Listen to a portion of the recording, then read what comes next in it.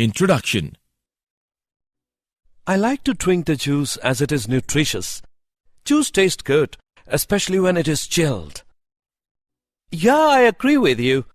Please pass the ice cubes to me. I want to put 1 or 2 more into my glass. Sure. Ashish, I want to ask you something. Yeah, sure. Why ice cubes are melting down? When we put the ice cube into the juice, then also it gets dissolved. Why? Okay, I'll tell you. Melting of ice is an example of thermodynamics. Nothing in the universe is cold, you see. Everything in the universe radiates heat to its surrounding. The entropy of universe is continuously increasing. Due to this entropy, ice cubes are melting down. Okay, now I got the answer of my question. It is quite interesting to know about that fact. I want to know more about that. Can you please tell me? Today we will discuss more about the thermodynamics. Objectives.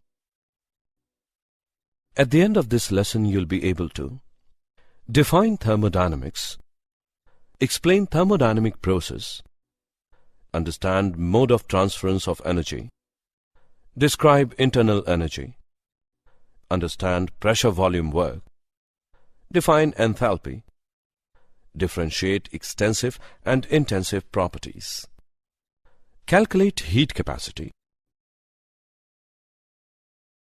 know about calorimetry, analyze relationship between delta H and delta E, explain laws of thermochemistry, understand bond enthalpies, define spontaneous process, calculate Gibbs energy. Thermodynamics. The branch of science which deals with the quantitative relationship between heat and other forms of energies is known as thermodynamics. Thermodynamics is primarily based upon 3 fundamental generalizations. First law deals with the equivalence of different forms of energies. Second law deals with the direction of chemical change. Third law helps to evaluate the thermodynamics parameters like entropy. Basic terminologies in thermodynamics. System. A system is defined as that part of the universe which is under investigation. For example, if we are studying the effect of temperature on the properties of water, then water will be taken as the system. Surrounding. The part of the universe other than the system is known as surroundings. For example, if a reaction mixture is taken in a test tube, the reaction mixture constitutes the system. The walls of the test tube constitute the boundary, and everything else is the surroundings. System may be classified into 3 types. Open system, closed system, isolated system. Open system. A system which can exchange mass as well as energy with the surroundings is called an open system. Closed system. A system which can exchange energy with the surroundings but not mass is called a closed system. Isolated system. A system which can neither exchange mass nor energy with the surroundings is called an isolated system. State of the system. State of the system refers to the conditions of existence of a system when its microscopic properties have definite values. For example, the state of gaseous system can be defined by its pressure, volume, temperature, and amount. Once these minimum numbers of macroscopic properties are fixed, the other properties automatically acquire definite values. Variation in one or more macroscopic properties brings a change in the state of the system when other macroscopic properties attain new values. The macroscopic properties are thus called state variables. Initial state refers to the starting state of system in equilibrium. After interaction with surroundings, the system attains another equilibrium state, which is referred to as a final state of the system. Thermodynamic process. The operation which brings about the changes in the state of the system is termed as thermodynamic process. A thermodynamic process may be further classified into following categories. Isothermal process. It is a process which is carried out at constant temperature. Adiabatic process. It is a process in which no heat exchange occurs between the system and the surroundings. Isobaric process. It is a process which is carried out at constant pressure. Isochoric process. It is a process which is carried out at constant volume. Mode of transference of energy. The exchange of energy between the system and surroundings can occur in two important modes. Heat. The transference of energy takes place as heat if the system and surroundings are at different temperatures. If the system is at higher temperature, the energy is lost to the surrounding as heat. If the system is at lower temperature than the surroundings, the energy is gained by the system from the surroundings. Heat is represented by Q. Work. The transference of energy may take place in the form of work if the system and surroundings have different pressures. Let us consider a gaseous system which is enclosed in a cylinder fitted with a movable piston. If pressure of the system is higher, the piston will be pushed up until the pressure of the system becomes equal to the pressure of the surroundings. If the system is at lower pressure, piston will be pushed down until the pressure of the system becomes equal to that of surroundings. Internal energy. Internal energy is made up of kinetic and potential energies of the constituent particles. The internal energy is a state function, and the internal energy changes when heat is transferred from system to surroundings or from surroundings to system. The internal energy of an isolated system is constant. The internal energy of a system can be changed into two ways: by allowing heat to flow into the system or out of the system, by work done on the system or by the system. The change in the internal energy is given by delta U equals Q plus W, where Q is the heat supplied to the system, W is the work done on the system. The above relation is the first law of thermodynamics. Pressure volume work. Consider a cylinder containing a gas is fitted with frictionless piston. If the external pressure is slightly lower than the internal pressure, then the piston will move upwards to a length until external pressure becomes equal to the internal pressure. If the volume and cross-section of the cylinder is V and A respectively, then work done by the system is equal to P into A into L, which is equal to P into delta V. Reversible PV work of an ideal gas. Consider an ideal gas be enclosed in a cylinder of volume V, fitted with a frictionless piston, and the external pressure is P. If the difference of pressure is infinitesimally small, then increase in volume is also infinitesimally small. Now, work done by the system due to pressure-volume work is also small. The total amount of work for expansion of an ideal gas from V2 to V1 against a constant external pressure P is given by minus 2.303 nRT log P1 upon P2. Enthalpy. Enthalpy, the state function, is used to measure heat changes at constant pressure. H equals U plus PV, and delta H equals delta U plus P delta V plus V delta P. At constant pressure, delta P equals 0, therefore delta H equals delta U plus P delta V. This equation can be written as delta H equals QP. Delta U and delta H are related by delta H equals delta U plus delta NGRT, where delta Ng refers to the number of moles of gaseous products minus the number of moles of gaseous reactants. Extensive and intensive properties. Extensive properties. Properties of the system which depend upon the quantity of matter contained in it. Examples are mass, volume, energy, heat capacity, enthalpy, entropy, free energy, etc. Intensive properties. Properties of the system which are independent of the quantity of matter contained in it. Examples are pressure, temperature, density, specific heat, viscosity, surface tension, etc. Heat capacity. Heat capacity of a sample of a substance is the quantity of heat needed to rise its temperature by 1 degree Celsius. There are two types of heat capacities: heat capacity at constant volume and heat capacity at constant pressure. Heat capacity is an extensive quantity. For solids, Cp and Cv are equal, and for gas, Cp and Cv are different. Heat capacity is directly proportional to the amount of a substance.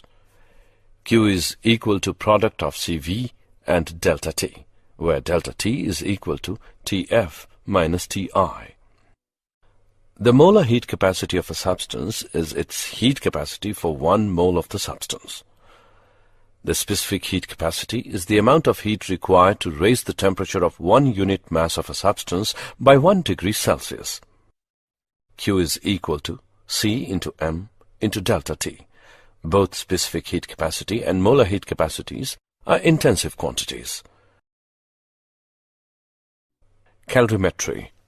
Calorimetry is an experimental technique of measurement of the amount of heat evolved or absorbed in a chemical reaction. The process is carried out in a vessel called calorimeter, which is immersed in a known volume of a liquid. Knowing the heat capacity of the liquid in which calorimeter is immersed and the heat capacity of calorimeter, we can determine the heat evolved in the process by measuring temperature changes. Delta U measurement. Those chemical reactions in which heat absorbed at constant volume are measured in a bomb calorimeter. The steel vessel is immersed in water bath to ensure that no heat is lost to the surroundings. A combustible substance is burned in pure dioxygen supplied in the steel bomb. Heat evolved during the reaction is transferred to the water around the bomb and its temperature is monitored. Since the bomb calorimeter is sealed, its volume does not change. No work is done as the reaction is carried out at constant volume in the bomb calorimeter. Temperature change of the calorimeter produced by the completed reaction is then converted to QV. Delta H measurement. Measurement of heat change at constant pressure can be done in a Measurement of heat change at constant pressure can be done in a calorimeter. We know that delta H is equal to QP. Heat absorbed or evolved at constant pressure is also called the heat of reaction or enthalpy of reaction. In an exothermic reaction, heat is evolved and the system loses heat to the surroundings. Therefore, QP will be negative and delta RH will also be negative. Similarly, in an endothermic reaction, heat is absorbed and system gains heat from the surroundings. Therefore, QP will be positive and delta RH will also be positive. Relationship between delta H and delta E. Enthalpy is the sum of internal energy and PV energy of the system. It is also an extensive property and state function. It is mathematically given by the relation H equals E plus PV. Delta H can be determined experimentally. Delta H is equal to H2 minus H1, which is equal to summation of HP minus summation of HR. For exothermic reaction, delta H is positive. For endothermic reaction, delta H is negative. Delta H represents the heat change taking place during the process occurring at constant temperature and constant pressure. Delta H and delta E of a reaction are related as delta H equals delta E plus delta P delta V. This relation can be written as delta H equals delta E plus delta NGRT, where delta Ng is the change in the number of gas moles. Heat of reaction. It is the enthalpy change taking place during the reaction when the molar quantities of reactants consumed and those of the products formed are in accordance with the balanced chemical equation. Delta H2 minus delta H1 equals T2 minus T1 multiplied by Cp of products minus Cp of reactants. Enthalpy of reaction expressed at the standard state conditions is called standard enthalpy of reaction. Example. Let's take an example on relation between delta H and delta E. The enthalpy change, delta H, for the given reaction is minus 92.38 kilojoule at 298 Kelvin. What is delta E at 298 Kelvin? Let us see the solution. Here the given values are delta H equals minus 92.38 kilojoule. Delta Ng is equal to 2 minus 1 plus 3 equals minus 2. R equals 8.314 into 10 raised to the power minus 3 kilojoule per mole per Kelvin. We know that delta H is equal to delta E plus NgRT. Therefore, delta E equals delta H minus delta NgRT. Now we put the values in the equation and calculate.